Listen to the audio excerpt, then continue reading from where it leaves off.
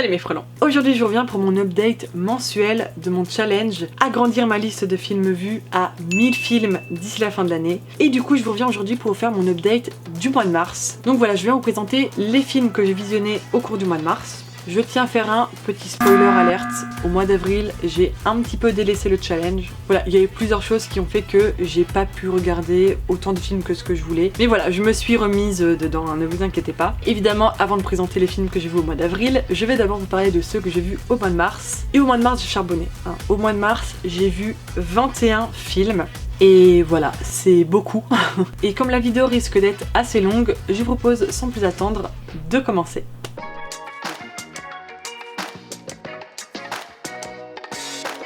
Alors tout d'abord on commence le 1er mars 2021 avec le film I'm Thinking of Ending Things, toujours un accent incroyable. Donc c'est un Netflix original si je ne me trompe pas. Et voilà, je lui ai mis la très bonne note de 4 sur 5 parce que ce film est juste génial en fait. Alors après l'avoir visionné, j'ai dû aller regarder des analyses, des explications du sens du film parce qu'en fait on pense qu'il est axé sur les pensées et toute la psychologie d'un personnage alors qu'en fait pas du tout. Voilà, c'est hyper dur à expliquer ce film, je saurais vraiment pas mettre les mots dessus, mais il est vraiment hyper riche de sens et voilà, je vous conseille après l'avoir vu de lire une explication, une analyse et de le revisionner après avec plusieurs éléments d'analyse pour vraiment mieux le comprendre en profondeur parce que après moi c'est le genre de film qui me touche, hein. J'aime beaucoup ce genre de film un petit peu voilà, très dans la nostalgie. Il y a on sent beaucoup de regrets hein, dans ce personnage, voilà, qui s'imagine sa vie s'il avait fait tel ou tel choix. Enfin c'est hyper profond et c'est hyper poétique, les images sont magnifiques, c'est filmé d'une manière, mais vraiment il faut vraiment s'accrocher pour comprendre. Et voilà, sans lire d'analyse, d'explication, j'aurais pas aussi bien compris ce film. Donc vraiment, c'est un film à voir. Il est sublime ce film et bah voilà, faut aimer les films un petit peu profonds comme ça. Mais voilà, I'm Thinking of Ending Things, il m'a énormément touchée et pour moi c'est un 4 sur 5. On continue le 2 mars avec le film Gonjiam, qui est donc un film du pays, un film d'horreur coréen. Vraiment, je vais encore me répéter dans cette vidéo, mais les films coréens, c'est un level clairement au-dessus. Et vraiment, ce film d'horreur, il est trop bien. Vraiment, jusqu'à la fin, t'es comme ça. Je trouve il est pas dans le too much non plus, parce que c'est très simple d'aller dans le too much dans les films d'horreur. Il est hyper bien fait, parce que encore une fois, le jeu d'acteur coréen, rien à dire. Topissime, l'histoire est trop bien. En plus c'est un vrai lieu en Corée, hyper connu. Mais voilà, si vous aimez les films d'horreur et de surcroît les films coréens, foncez. Pour moi c'est un 5 sur 5. Toujours le 2 mars, j'ai regardé le film Confession of Murder. Bon, voilà, toujours un film du pays. Voilà, j'ai vu beaucoup de films du pays hein, au mois de mars. Je vais beaucoup me répéter, hein, encore une fois. Peut-être que mon avis est biaisé parce que j'ai un attrait très fort hein, pour les films coréens. Parce que vraiment, pour moi, c'est du sans faute. À chaque fois, jusqu'à présent, tous les films coréens que j'ai vus ne m'ont pas déçu. Hein, contrairement aux films japonais.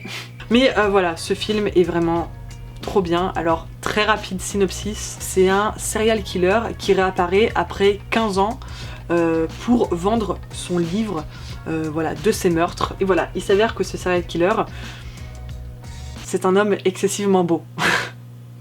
Voilà. Et donc il réapparaît 15 ans plus tard pour faire la promo de son livre et il est vraiment dans les médias présenté comme la star, comme une idole. Ça fait un peu les mecs de K-pop, tu sais, genre le mec est juste trop beau et du coup c'est horrible cet engouement que les gens ont pour lui juste parce qu'il est beau alors qu'en fait il a fait des choses horribles. Mais sa beauté ne fait pas tout évidemment puisque bah, la famille des victimes forcément le voir réapparaître comme ça et être adulé, que voilà, transposer ça dans la réalité, c'est absolument horrible pour les familles des victimes. Et notamment le policier 15 ans auparavant qui a échoué en fait à l'arrêter, du coup qui relance l'enquête. Et voilà, il y a beaucoup de retournements de situation, très bien effectués, comme les Coréens savent très bien le faire. Ce film est juste trop bien. Donc l'acteur qui joue le serial killer VG, Park Si-woo, voilà. qui fait plaisir. Et voilà, c'est vraiment horrible ce phénomène d'engouement et d'espèce d'admiration autour des tueurs juste parce qu'ils ont un beau physique, et c'est un vrai phénomène qui existe. Je prends l'exemple plutôt récent de Takaoka Yuka, c'est au Japon pour le coup, mais donc une meuf qui a voulu tuer son chum, qui était pas du tout son chum, qui était host, qui au final s'en est sorti, mais du coup elle l'a planté, et sous prétexte qu'elle est jolie, et bah il y a plein de gens qui ont eu un gros engouement autour d'elle, en faire des fanarts et tout, des fanpages, enfin le truc horrible, alors que la meuf a voulu tuer quelqu'un quoi, enfin en tout cas, il est vraiment trop bien ce film, et voilà, le suspense est palpable jusqu'à la fin, c'est vraiment un très bon film, et du coup c'est un 5 sur 5 pour moi. Ensuite on continue avec le film Intimate Strangers. Mon accent c'est pire. Alors ça c'est le remake coréen, toujours le pays. Et donc en fait il s'agit du remake coréen du film originellement italien qui s'appelle Perfect Strangers, qui a aussi eu son remake français qui s'appelle Le Jeu, qui est disponible sur Netflix je crois, que j'ai aussi vu, que j'ai vu avant le remake coréen du coup. Donc aucune surprise niveau scénario puisque je connaissais déjà, comme c'est un remake, voilà. Mais voilà, comme d'habitude, les films du pays, très bien réalisés, j'ai beaucoup aimé. Voilà, j'ai bien aimé voir le même film, mais réalisé dans des pays différents, c'était assez marrant. Donc pour faire très rapidement le topo de ce film, c'est donc des amis qui se retrouvent à dîner, voilà. Jusque-là, tout se passe bien, soirée normale. Sauf qu'à un moment, l'hôte de maison décide de faire un jeu. Voilà, le jeu, c'est de mettre son portable au milieu de la table, et à chaque fois qu'il y a un appel ou un message, c'est de le lire à voix haute devant tout le monde.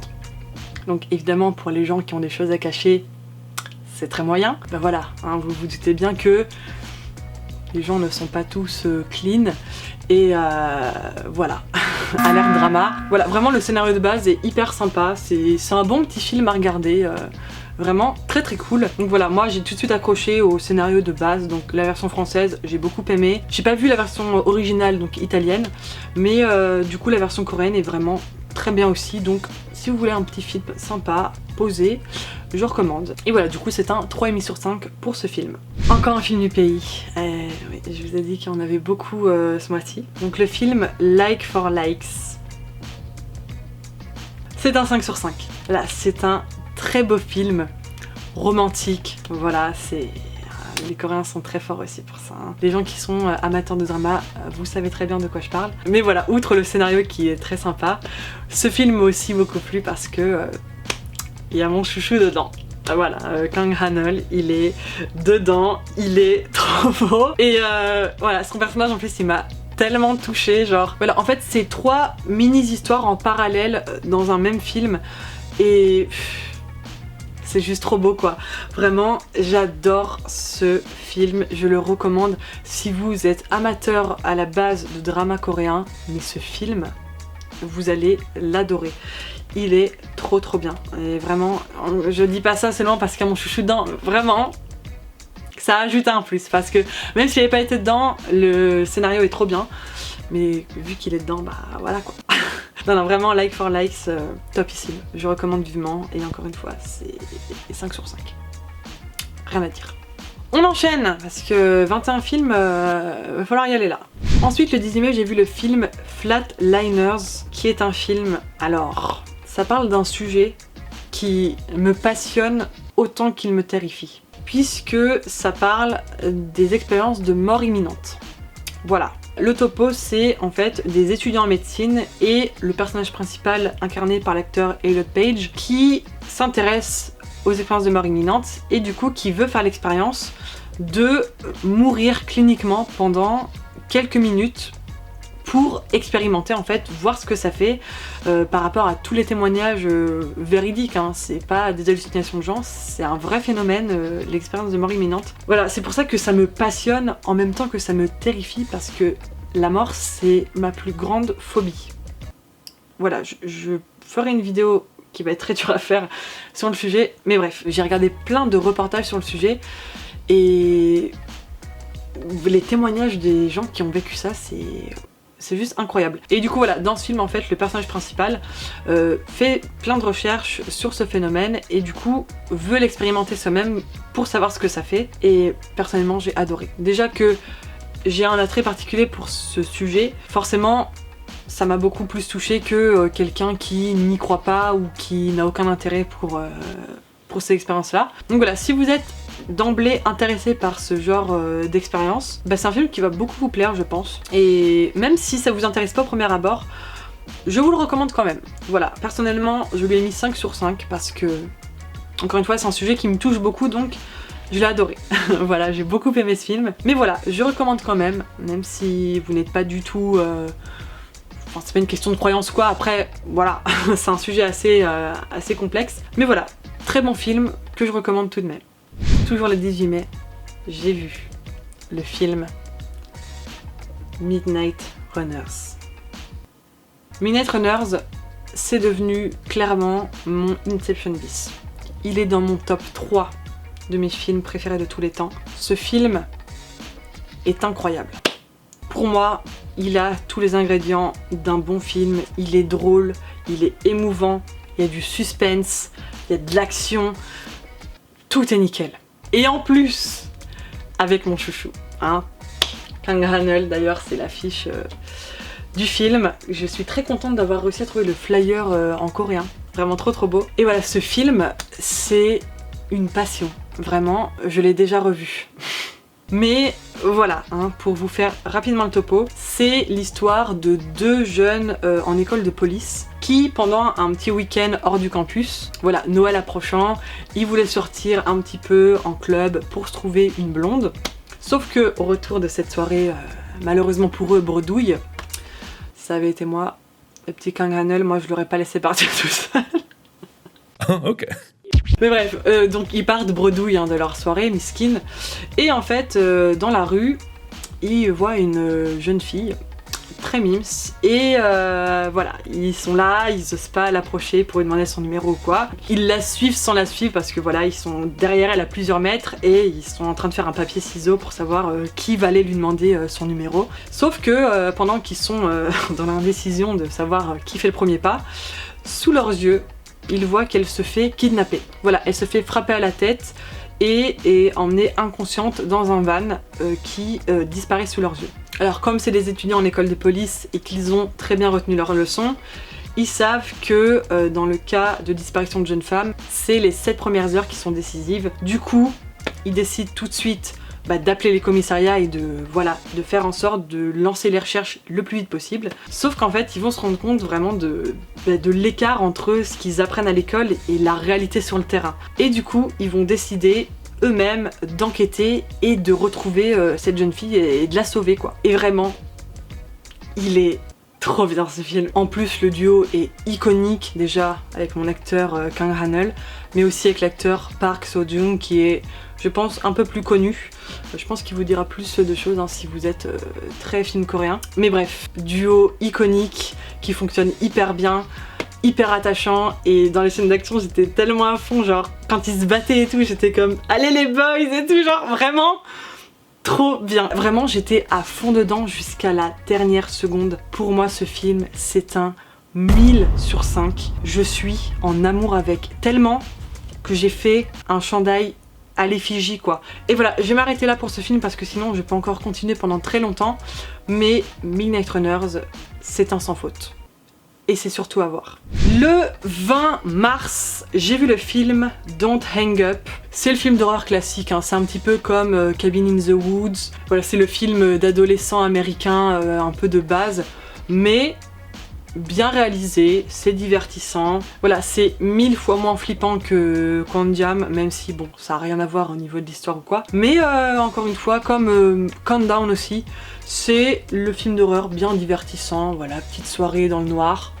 Tu te mets Don't Hang Up et c'est cool quoi. Mais voilà, très rapidement le topo, c'est deux meilleurs potes qui ont pour passe-temps de faire des pranks téléphoniques. Voilà, c'est leur délire, ils adorent faire ça. Sauf qu'un jour, c'est eux qui vont se faire pranker, mais d'une manière beaucoup plus violente. Voilà. Voilà, il y a un mystérieux inconnu qui va les appeler et qui va leur rendre un petit peu la monnaie de leur pièce. Mais voilà, je ne vous en dis pas plus. Mais voilà, encore une fois, c'est le bon petit film d'horreur, tranquille, à regarder pépouze à la maison, sans prise de tête. C'est un 3,5 sur 5. Toujours le 20 mars, j'ai vu le film Cube, et vraiment ce film, incroyable. Il est très vieux en plus, il date de 97, je ne l'avais jamais vu, voilà, la première fois que je le voyais, incroyable. C'est vraiment le genre de film, jusqu'à la fin, t'as le stress quoi. Genre c'est pas une fin en plus que tu peux prévoir du tout.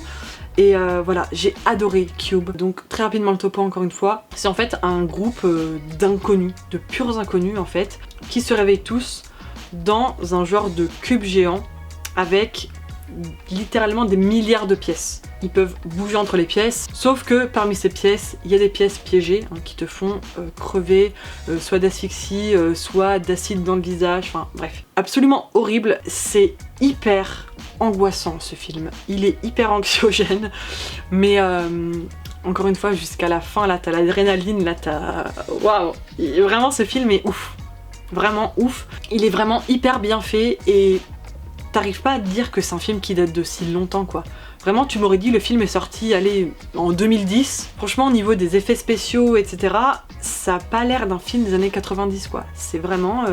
il est top. Je le recommande vivement et sans surprise c'est un 5 sur 5. Voilà. Le 21 mars j'ai vu le film Passengers avec Anna Hathaway, superbe actrice. Vraiment... la chialade à la fin. Alors moi, bon, je vous le redis encore, mais je suis quelqu'un d'extrêmement sensible. Vraiment, je pleure très facilement. C'est très facile de m'émouvoir hein, dans les films, mais vraiment, ce film, j'ai adoré. Donc le topo, c'est une thérapeute, donc incarnée par Anna Hathaway, qui va en fait à la rencontre de survivants d'un crash d'avion. Et voilà, parmi le groupe de patients qu'elle a en charge, il y en a un qui est pas comme les autres. Voilà, il a une manière de vivre le traumatisme en fait complètement différemment des autres et voilà, ça va intriguer la thérapeute qui est Anna Hathaway et ça va se terminer sur une fin que absolument personne ne voit venir. Vraiment. C'est compliqué hein. Non, vraiment, il est magnifique ce film. J'ai adoré. Vraiment quand j'aime un film je sais pas quoi dire de plus. Mais voilà, j'espère que quand j'aime un film je vais arriver à vous donner envie de le regarder. Mais voilà, pour moi c'est un très bon film, c'est très émouvant. J'ai passé un très bon moment à le regarder. Et voilà, c'est un 5 sur 5 pour Passengers. Toujours le 21 mai, j'ai enchaîné avec le film Blew My Mind, qui est un film allemand. Et c'est un film que j'ai bien aimé. J'ai bien aimé. J'ai mis un 3,5 sur 5. Qui est pas dégueu hein, comme note. J'ai bien aimé parce que c'est un film en fait... on s'attend pas à ce que ça prenne cette tournure en fait. Voilà, je vais pas trop développer pour pas spoiler, mais voilà, le film est centré sur une jeune adolescente de 15 ans, et voilà, quand on a 15 ans, c'est le début de la puberté, on voit son corps changer, et son corps ne change pas comme tout le monde. Voilà, je vais pas développer encore une fois pour pas spoiler. Et voilà, parce que j'ai beaucoup aimé ce film parce que, au fur et à mesure de l'histoire, on se rend compte que elle est pas comme toutes les adolescentes de son âge, mais on s'attend pas à ce que ce soit de cette manière quoi. Et voilà, je trouve ça très bien fait. C'est un film très beau en fait, c'est très poétique. Et encore une fois, on s'attend pas du tout au début, vraiment, on s'attend pas à ce que elle change en fait, que son corps change de cette manière quoi. Et voilà, pour moi c'est un film à voir. Donc je l'ai vu personnellement sur Amazon Prime, donc voilà, si ça vous intéresse, n'hésitez pas à aller le voir, parce que c'est un bon film. Ensuite, toujours le 21, j'ai enchaîné le 21, j'ai enchaîné avec le film Open Windows, et ce film, j'ai pas compris. Je n'ai pas compris la fin. Voilà, le scénario au début est assez simple en fait, c'est un mec qui s'appelle Nick, voilà. Bonjour Nick, qui en fait a gagné un dîner avec son actrice préférée. Voilà. Donc voilà, il est carrément allé dans un autre pays, alors je sais plus si c'est des États-Unis jusqu'à l'Angleterre ou d'Angleterre jusqu'aux États-Unis. Je sais plus du tout, je crois que il est venu des États-Unis jusqu'en Angleterre pour voilà cette fameuse soirée parce qu'il a gagné voilà un concours et le cadeau c'était un dîner avec l'actrice populaire d'un film. Et pendant qu'il regarde cette conférence de promotion du film, il me semble, il apprend que finalement l'actrice annule le dîner promis avec le gagnant. Donc somme, un petit peu, il a fait le déplacement dans un autre pays pour pouvoir assister à ce dîner, et puis voilà, c'est un immense fan de l'actrice, donc franchement gros somme, gros somme. Et voilà, alors qu'il est en train d'accuser le coup, il y a un hacker qui va prendre possession de son PC et qui en même temps va prendre possession du téléphone de l'actrice, et en fait qui va kidnapper l'actrice. Enfin, j'ai pas compris ce film, vraiment, ça part tellement dans tous les sens. J'ai peiné à le regarder parce que ça part trop en couille en fait, et la finalité, j'ai pas compris. J'ai pas compris. Alors j'ai quand même mis un 3 sur 5 parce que il y a de l'idée, mais j'ai pas compris. Voilà. Mais en soi c'est pas un mauvais film, c'est juste que juste j'ai pas compris quoi. Mais voilà, je recommande quand même. C'était pas un mauvais film, juste que faudrait peut-être que je le revoie, ou comme pour I'm Thinking of Ending Things, regarder des explications parce que, encore une fois, je n'ai pas compris. Le 22 mars, j'ai vu le film Found, et là, je crois que c'est un des pires films d'horreur que j'ai vu.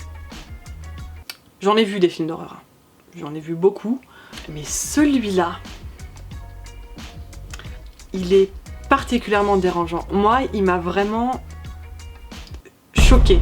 Vraiment, si vous n'êtes pas à l'aise avec le gore, le regardez peut-être pas parce qu'il est très gore. Et en fait, le topo, c'est en fait une famille, donc un petit frère et un grand frère. Et en fait, un jour, le petit frère découvre que son grand frère est un tueur.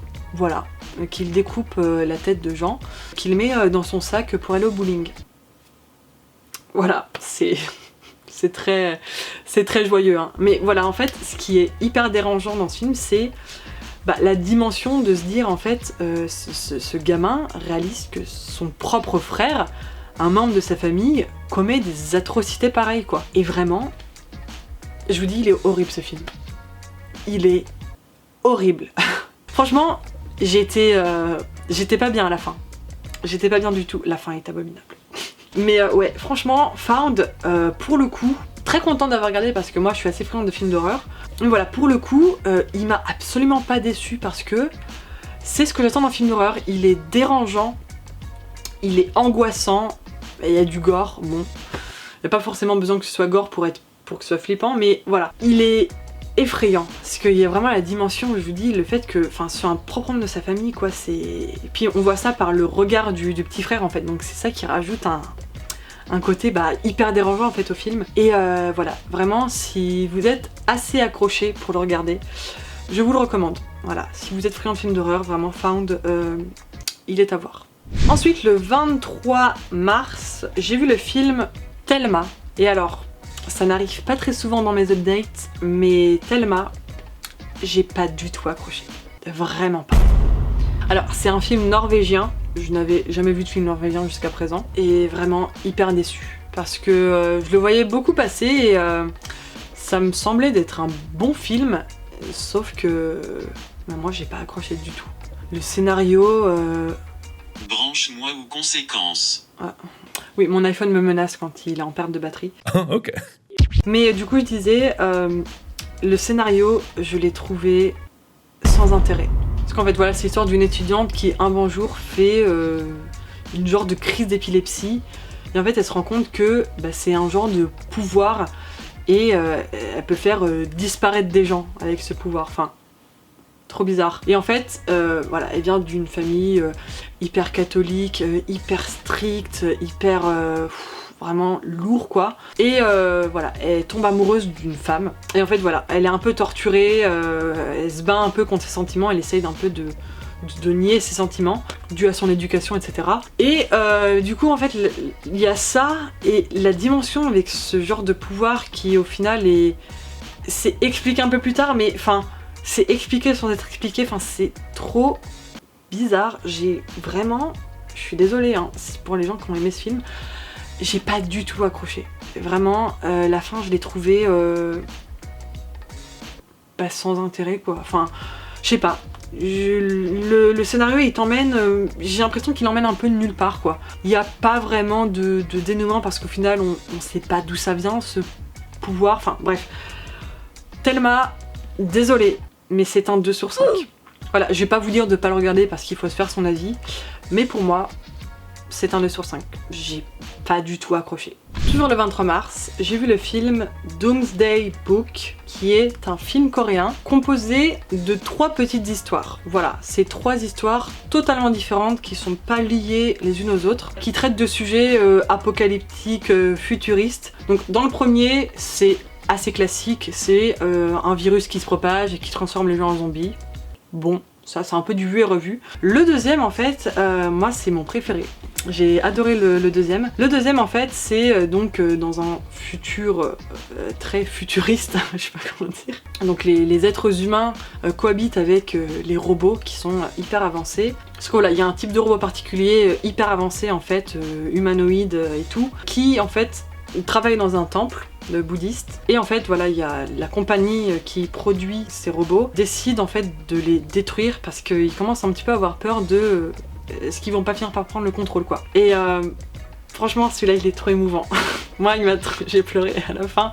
Cette histoire elle est trop émouvante. Et la dernière histoire en fait c'est c'est à la fois absurde et apocalyptique en fait. C'est l'histoire d'une petite fille qui perd la boule de billard de son père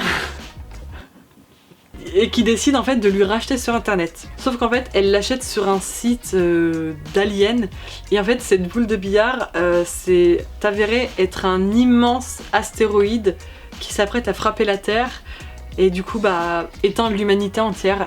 Et en fait cet astéroïde / boule de billard s'apprête à toucher la planète Terre le jour de son anniversaire.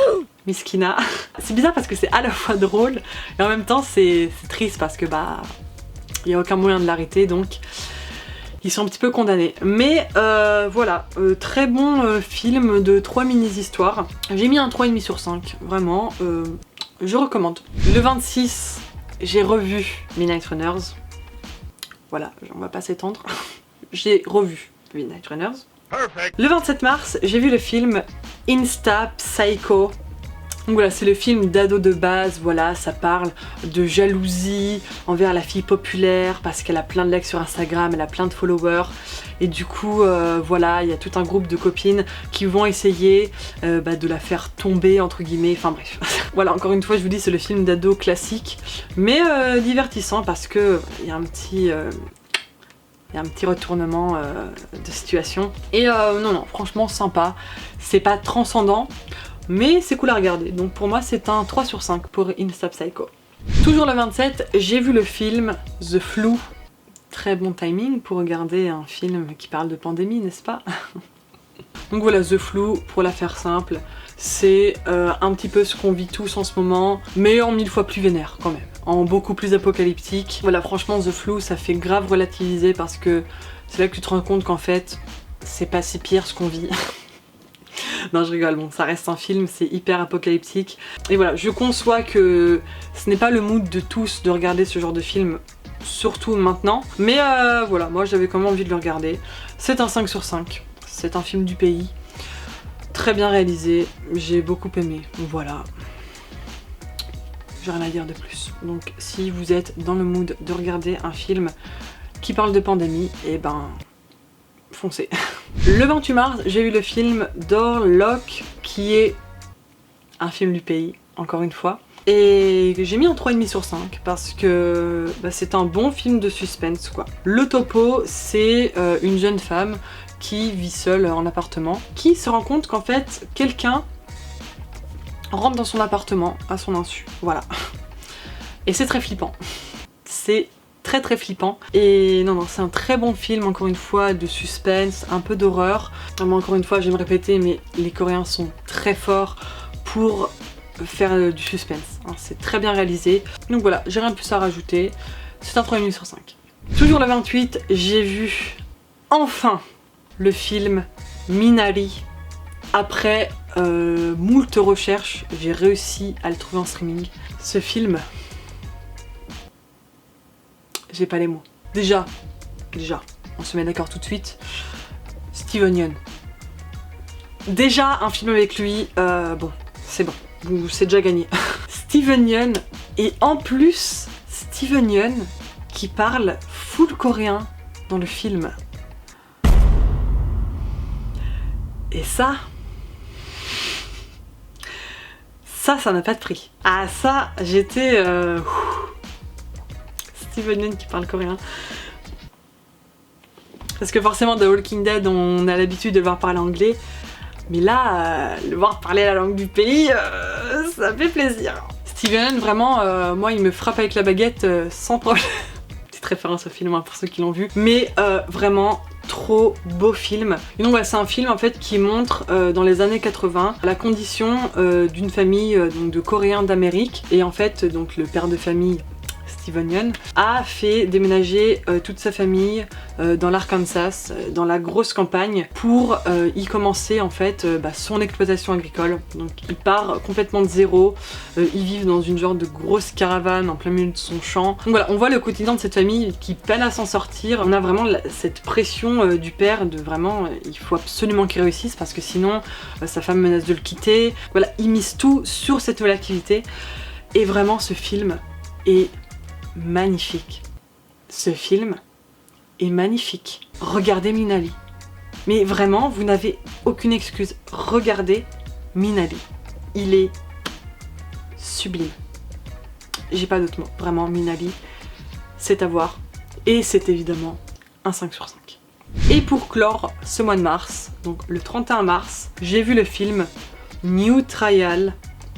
Toujours un film du pays. Voilà. Que j'ai dû acheter en DVD pour le voir parce que je ne le trouvais nulle part sur internet, ni en streaming, ni sur les plateformes. Donc voilà, je l'ai acheté en DVD. Pourquoi je suis allée jusqu'à acheter en DVD? Parce que peut-être que c'est un film avec mon acteur préféré. Non, vraiment, c'est un très bon film avec mon chouchou Kang Han-eul, voilà. Vous allez vous en bouffer un...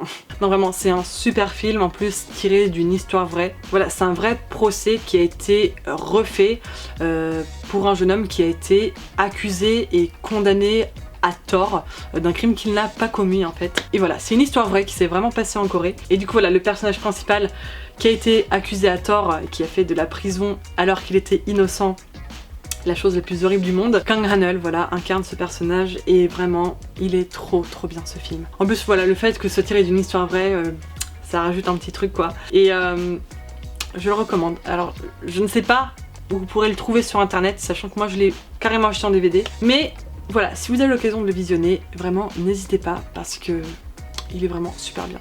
C'est un 5 sur 5. Voilà mes frelons, c'est tout pour cette update des films du mois de mars. J'espère que parmi cette plutôt longue liste, vous en aurez trouvé qui auront attisé votre curiosité. Et voilà, n'hésitez pas aussi à me dire en commentaire si dans cette liste de films, si vous les avez vus ou quel film je vous ai donné envie de voir. Voilà, dites-moi tout ça en commentaire, ça me fait très plaisir de vous lire à chaque fois. Voilà, j'adore cette nouvelle série sur ma chaîne. Voilà, on est encore qu'au 2e numéro, mais... j'adore vous partager mes coups de cœur ou mes déceptions, parce que vous l'avez vu, c'est pas très courant, mais il y a quand même des films qui me déçoivent. Et non, voilà, vraiment, je suis trop contente de partager ça avec vous. J'adore parler de films, tout simplement. Voilà, après, je fais pas des analyses hyper poussées ou quoi. Voilà, je vous partage juste mes coups de cœur et... j'espère que ça vous plaît. N'hésitez pas à lâcher un gros pouce bleu si c'est le cas, à vous abonner à la chaîne si c'est pas encore fait pour ne pas rater les prochaines updates et tout un tas d'autres vidéos assez cool qui vont arriver. Et surtout, n'hésitez pas à partager la vidéo autour de vous, ça m'aide énormément. Et voilà, comme d'habitude, le lien de tous mes réseaux sociaux, dont Instagram, dans la barre d'infos. N'hésitez pas à me suivre là-bas pour ne rien rater. Et voilà mes frelons, sur ce, je vous dis à très vite pour une prochaine vidéo. D'ici là, portez-vous bien et vive le cinéma.